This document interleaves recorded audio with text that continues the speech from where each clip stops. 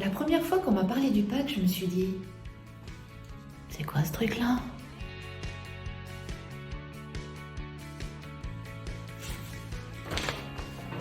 Dans le parcours de soins d'un patient atteint d'un cancer, la pose du pack, c'est souvent présenté comme une formalité. Mais pour nous, patients, c'est pas rien. PAC, PAC, PAC, c'est l'acronyme pour Portacat. En fait, c'est le nom de la marque du dispositif. Alors ici, à la clinique Saint-Jean-de-Dieu, on appelle ça PAC, mais vous pourrez aussi trouver d'autres petits noms tout aussi jolis. Le PAC, c'est un petit dispositif qu'on va vous placer temporairement sur la peau, à peu près à ce niveau-là. Et si on vous a proposé de porter un PAC, c'est que vous allez être soigné avec une chimiothérapie, des médicaments sous forme d'intraveineuse. C'est qu'en portant un PAC, vous allez gagner à la fois en confort et en sécurité. Alors d'abord en confort, parce qu'en étant piqué dans le bras, parce que c'est une autre solution, en étant piqué dans le bras avec la succession de perfusions, vous allez finir par avoir mal. Et c'est beaucoup moins douloureux d'être perfusé directement dans le PAC. Donc ça, c'est la première chose. La deuxième chose, c'est que vous allez avoir un élément de confort pendant les séances de chimiothérapie, puisque en étant piqué dans le PAC, vous allez pouvoir bouger votre bras, lire, aller aux toilettes, aller boire un café. Et comme les séances de chimiothérapie, ça dure 1 heure, 2 heures, voire plus, c'est important d'être confortable. Alors la deuxième chose, c'est la sécurité. D'abord, pour l'infirmier, c'est beaucoup plus simple de vous piquer dans le PAC plutôt que dans la veine du bras. Il n'y a pas de risque qu'ils vous disent « il n'y a pas de veine aujourd'hui » ou « elle roule votre veine ». La dernière chose en termes de sécurité, et je pense que c'est ce qu'il y a de plus important, c'est que le PAC, ça va permettre à l'infirmier de vous piquer dans les veines profondes. Et ça, c'est super important parce qu'en fait, les produits de chimiothérapie, ils sont irritants. Et c'est trop irritant de vous les injecter dans les veines du bras qui sont très fragiles.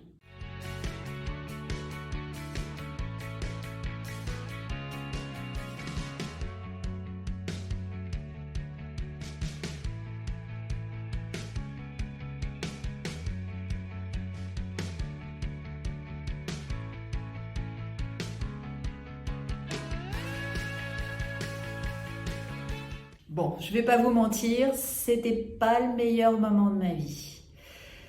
Mais rétrospectivement, en y repensant, je pense que c'est parce que je m'étais pas préparée. Je savais pas du tout à quoi m'attendre. D'abord, j'avais pas imaginé que ça se passerait au bloc.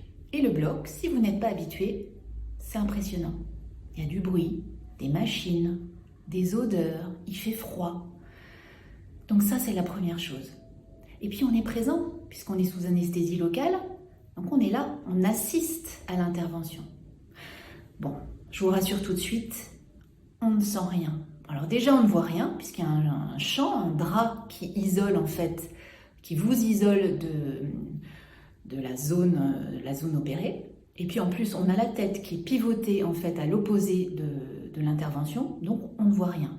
Alors au niveau sensation, on ne sent rien. Franchement, l'anesthésie vous empêche d'avoir mal. Mais ce qu'il faut avoir en tête, et c'est super important parce que ça fait assez bizarre, c'est qu'on sent quand même que l'on est manipulé, que notre torse en fait, on sent des genres de pression sur le torse. Et donc ça, il faut vraiment l'avoir en tête parce que ça fait bizarre.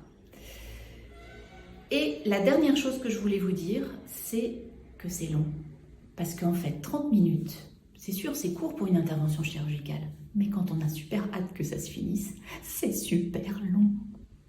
Après l'intervention, on est immédiatement sur pied. Après un petit temps de repos et puis une radio de contrôle, en fait, on repart à la maison tranquillement. Et est-ce qu'on a mal? Moi, je dirais que c'est plutôt une gêne. Après, la douleur, c'est vraiment propre à chacun. Mais moi, pour tout vous dire, je suis même allée à un dîner de famille le soir même. Bon, c'est vrai, j'ai pas dansé sur la table et j'ai été un peu raide. Mais c'est pour vous dire, on se remet assez facilement. Et ça, c'est le gros avantage de l'anesthésie locale. Les jours qui ont suivi la pose du PAC, j'ai senti une gêne. Ça me tirait, j'avais du mal à dormir sur le côté par exemple. Mais très vite, cette gêne s'est estompée. Et puis, c'est une super nouvelle parce qu'en fait, après, on a une vie tout à fait normale. Moi, par exemple, pendant le moment où j'ai eu mon PAC, j'ai fait du pilates, j'ai pris l'avion, je me suis baignée, j'ai voyagé. Alors si vous avez mal après l'intervention, il faut contacter l'équipe soignante car il ne faut pas laisser cette douleur s'installer. Alors psychologiquement, j'ai trouvé que c'était plus compliqué. Pour nous, patients, la pose du PAC, c'est pas un acte secondaire. En fait, ça vient marquer, c'est le symbole du début des traitements. Et ça déjà, il faut l'accepter. La deuxième chose, c'est que c'est un corps étranger. Donc, il faut apprendre à vivre avec. Alors même si c'est petit, en fonction de votre morphologie, ça peut plus ou moins se voir. Moi, ça se voyait pas mal. En fait, on le voyait en relief à travers la peau. Et donc ça aussi, il faut apprendre à vivre avec.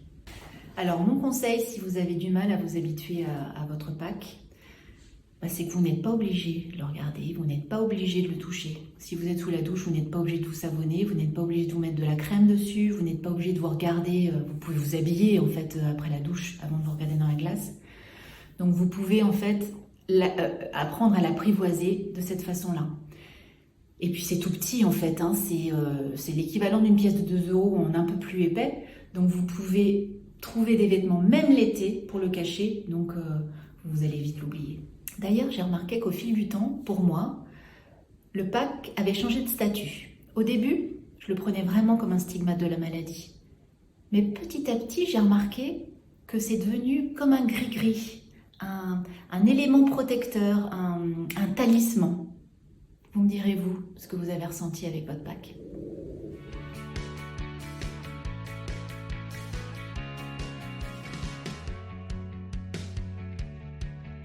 Maintenant, c'est comme si j'avais jamais rien eu. Je vous montre.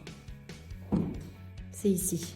Bon là, ça doit bien faire 3 ans maintenant qu'on me l'a enlevé.